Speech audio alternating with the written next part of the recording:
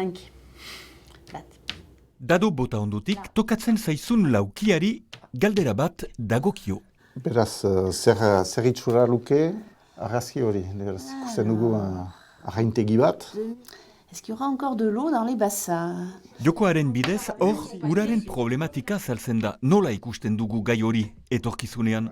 Horrela, senide, lagun lankideen artean, gogoeta kolektibo bat bultzatu nahi du Garapen Kontseiluak.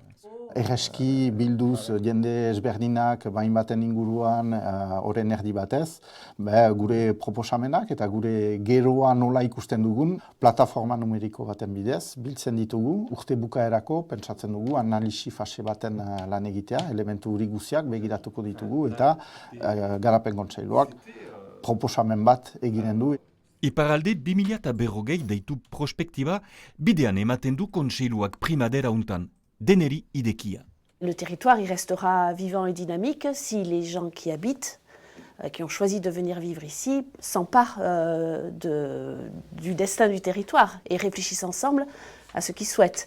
Et donc c'est effectivement très important que tout le monde se sente motivé, impliqué.